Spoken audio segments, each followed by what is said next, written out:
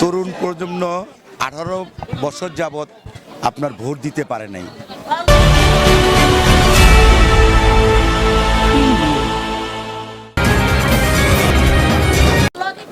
তো তরুণ প্রজন্ম সব উৎসাহে আছে, তারা এই 2026-এ স্বতঃস্ফূর্তভাবে তারা ভোট দিবে, এটা আমার আশাবাদী। এবং আমি আমার এলাকার, আমাদের এই ওয়ার্ডের প্রত্যেকটা ছেলে মেয়ে, বুড়া বুড়ি, দাদা দাদি, নানা নানি, চাচা চাচি যারা আছে সবার কাছে আমরা গিয়েছি, যে ভোটটা চেয়েছে এবং সবাই আমাদেরকে আশ্বাস করছে ইনশাল্লাহ নবুল্লাহ বিজয়, প্রচুর ভোটে সে জয়যুক্ত হবে, এটাই আমি সবার কাছে প্রত্যাশা করছি।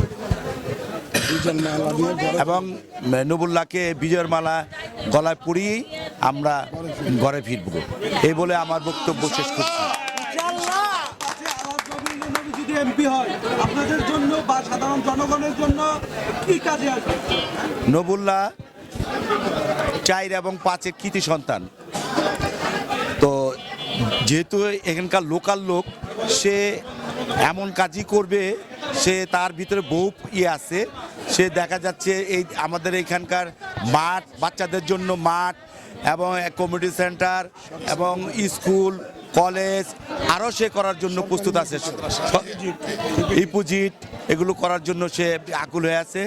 জনগণ যখন তাদেরকে রায় দিবে, সেই এই কাজগুলো সে বাস্তবায়ন করবে ইনশাআল্লাহ।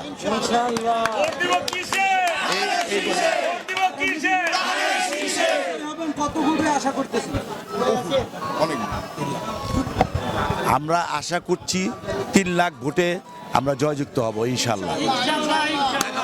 ঢাকা 5-এ। জি।